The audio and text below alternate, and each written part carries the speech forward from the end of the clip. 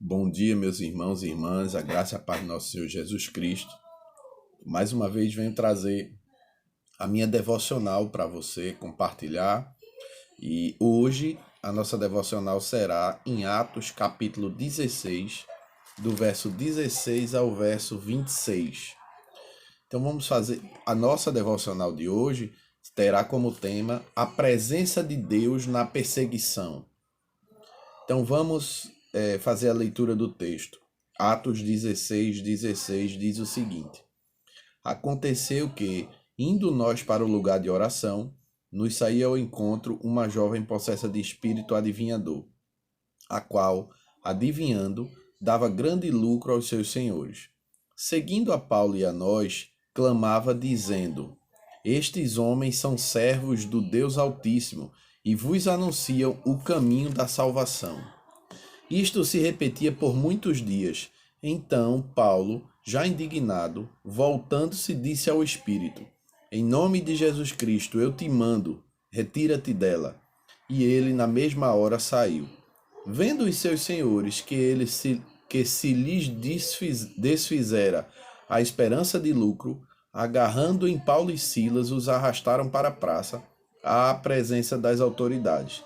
E levando-os aos pretores, disseram: Estes homens, sendo judeus, perturbam a nossa cidade, propagando costumes que não podemos receber nem praticar, porque somos romanos.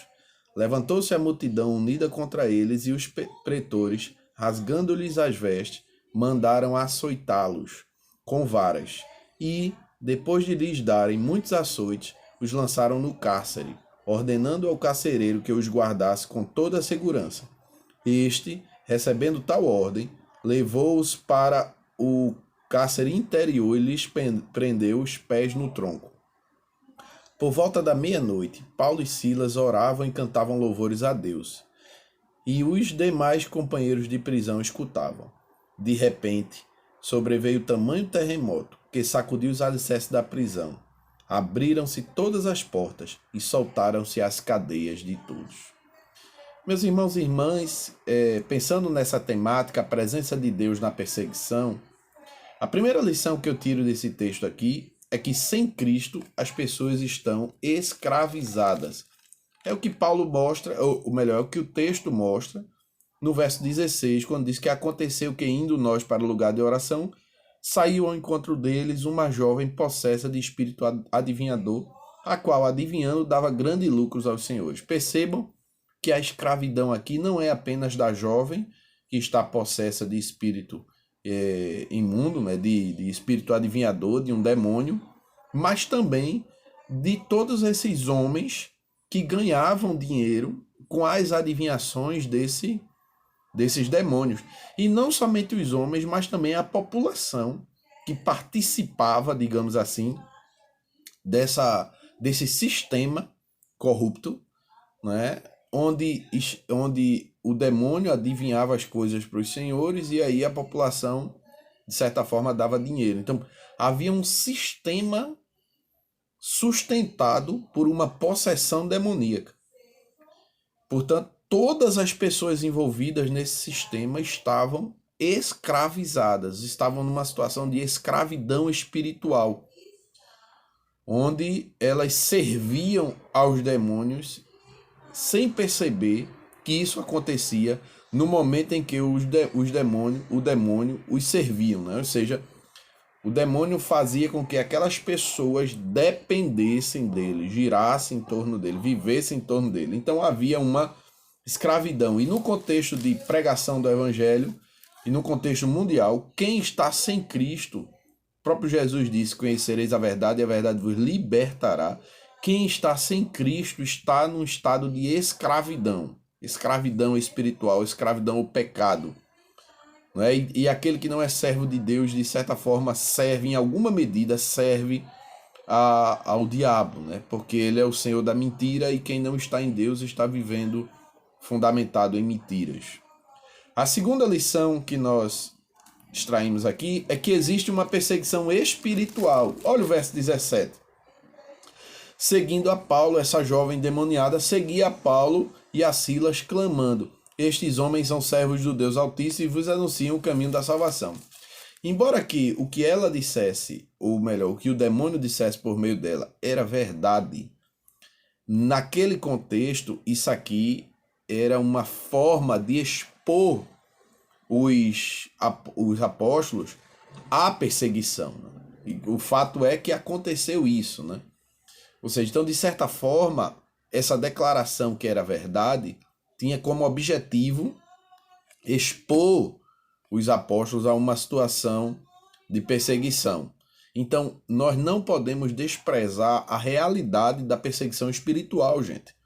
Todas as vezes que nós caímos, todos os conflitos, todas as divisões, tudo isso é fruto de uma injeção maligna, satânica, para desfazer a nossa comunhão com Deus e a nossa comunhão uns com os outros. Inclusive em nossas famílias, matrimônio, com os filhos, com os vizinhos, amigos. Então, tudo isso tem um dedo do maligno e isso mostra, revela a perseguição espiritual, né?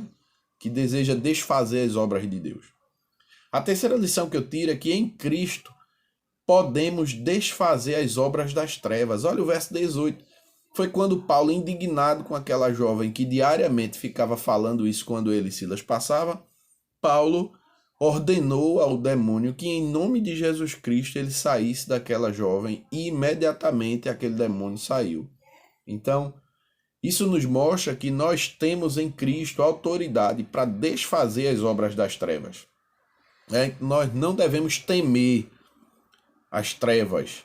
Devemos ter consciência de que ela existe e estar preparados para essa batalha sempre, certo? E devemos sim, em toda oportunidade que tivermos, desfazer as obras das trevas. E a gente pode desfazer através de orações como essa que Paulo fez, mas também através da pregação da palavra do Senhor.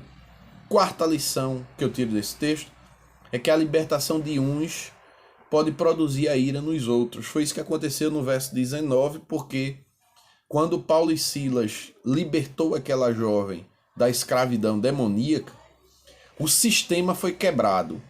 E como o sistema foi quebrado, outras pessoas também foram afetadas, né? Os senhores que ganhavam dinheiro com as adivinhações daquela jovem e as pessoas que participavam desse sistema. Então quebrou um sistema e aí gerou ira nas outras pessoas. Mas isso também acontece em nossas famílias, em nossos lares, quando a gente está inserido num contexto de religião, uma tradição familiar, e quando nós somos encontrados por Cristo, as outras pessoas terminam desenvolvendo uma certa raiva contra nós, e isso pode produzir ira nos outros, perseguição, né? Então isso é muito comum acontecer dentro das famílias, entre as amizades, no ambiente de trabalho. Então, a libertação de uns pode produzir ira nos outros. O quinto ponto que eu tenho aqui nessa manhã é que a perseguição pode ser fundamentada em mentiras. Verso 20 e o 21. Os homens levantaram uma calúnia contra Paulo e Silas por causa do que Paulo e Silas fez, libertando a mulher e quebrando aquele sistema. Eles levam Paulo e Silas para os pretores e dizem que estes homens, sendo judeus, perturbam a cidade, o que não era verdade, e propagavam costumes que não podemos receber nem praticar, porque somos romanos, que também não era verdade, porque Paulo não anunciava a lei judaica, as tradições judaicas. Paulo anunciava o evangelho de Jesus Cristo por meio da graça, por meio da fé, né? Então, em hipótese alguma, Paulo estava ali lançando um jugo judaico para que aqueles gentios carregassem o que seria a acusação aqui dos homens. E de forma alguma, Paulo também estava ali no meio do povo, perturbando a cidade. Isso também não é verdade. Então, na perseguição, se ela for uma perseguição por causa do nosso testemunho do evangelho, por causa da nossa pregação da palavra, ela sempre vai ser carregada de calúnias. Agora, nós também podemos provocar perseguições a partir de um mau comportamento, né? Mas o caso aqui não é esse, o caso é uma perseguição provocada por causa do testemunho do evangelho, do poder do evangelho. Sexto, normalmente a perseguição é coletiva. No verso 22 mostra que, além dos homens que perderam o sistema terem levado Paulo, levantou-se uma multidão, provavelmente a multidão que participava do sistema, unida contra eles, e os pretores rasgando-lhes a veste, aí vem a consequência. Então veja que normalmente é assim, quando alguém começa a lhe perseguir, sempre tem um coletivo, sempre outra pessoa se agrega a outra, e aquela perseguição que era individual agora se torna uma perseguição coletiva. Então é muito normal isso acontecer. Me recordo que na faculdade, quando em alguns momentos eu levantava a bandeira do evangelho na sala de aula, várias pessoas se levantavam contra, ficavam rindo, ironizando, né? Então isso sempre acontece. Sétimo lugar, a perseguição sempre traz violência, seja física ou verbal. Foi o que aconteceu com eles no verso 23, final do 22, 23 e 24. Ou seja, a consequência, a decisão dos pretores ante aquela queixa dos senhores e da multidão foi mandar açoitá-los, né? Depois jogaram eles na prisão e disseram ao cárcere para guardá-lo com toda a segurança, e eles acabaram indo para a cela mais interior que tinha, né? Quanto mais interior, mais úmida, com menos luz e coisa desse tipo. E ainda colocaram os seus pés nos troncos. Então, certamente toda perseguição traz violência. Ela pode ser física, dependendo do lugar em que nós estamos, países asiáticos, talvez em alguns africanos, e aqui no Brasil, Estados Unidos, a região das Américas, você certamente terá uma perseguição ainda somente verbal, né? Perseguição verbal. Oitavo, em meio a tudo isso, nossa adoração nunca pode parar. Verso 25, eles estão presos com os pés presos na madeira, no tronco, mas qual é a reação de Paulo e Silas? À meia-noite, eles estavam orando, cantando louvores a Deus, e os demais companheiros de prisão escutavam. Então a nossa adoração, gente, nunca pode parar. Nossa adoração não deve ser limitada por nada nem por ninguém. Independente das circunstâncias que a gente esteja vivendo, nós devemos continuar adorando, continuar louvando, continuar orando, continuar meditando na sua palavra, tá certo? Nunca pare a sua adoração.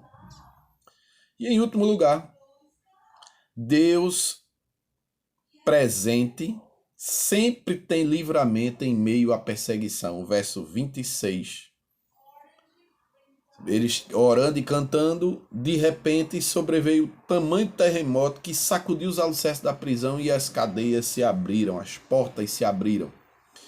Ou seja, o Deus conosco, Emmanuel, que prometeu estar conosco em nossa missão até a consumação dos séculos, ele tem livramento em meio à perseguição. Creia nisso. Em meio à perseguição, se você permanece fiel a ele, ele vem em seu socorro. Mais cedo ou mais tarde, ele vem em seu socorro, porque ele é um Deus de justiça, ele é um Deus justo. Ele não permite a injustiça, certo? A injustiça sempre vem à tona para dar lugar à justiça, e ele faz isso com o seu povo, ok? Que aplicações a gente tira para nós nessa reflexão dessa manhã? Primeira aplicação é que não devemos desprezar a realidade espiritual. Essa é a primeira aplicação aqui. Não despreze a realidade espiritual. Não superestime a realidade espiritual, como alguns só falam do diabo. Tudo é o diabo. Não superestime, mas também não subestime. Ela existe, ela é real e você deve estar preparada para lutar contra ela. Segunda aplicação, continuemos anunciando a libertação, mesmo em meio a essa realidade espiritual, a uma batalha espiritual, a possibilidade da perseguição, continuemos anunciando a palavra da salvação. Lembremos que a igreja do Senhor é o baluarte da verdade, né? Nós guardamos essa verdade e devemos expô-la publicamente.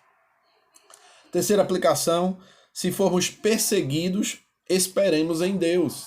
Não é? Não vamos tentar nos vingar, retribuir ou nos justificar, tentar dar explicações, não. Sejamos mansos e esperemos em Deus. O Senhor é a nossa justiça. Salmo 37 reverbera isso com muita autoridade, né? O Senhor é a nossa justiça. E quarta e última aplicação, ao seu tempo, Deus nos socorrerá. Né? Ao seu tempo, ao tempo de Deus, Ele virá em nosso socorro. Ele desfará todo o embaraço. Até mesmo se nós morrermos. Essa é a forma de Deus nos socorrer também em meio à perseguição. É Ele nos tirar definitivamente dessa terra de pecado, dessa terra de perseguição.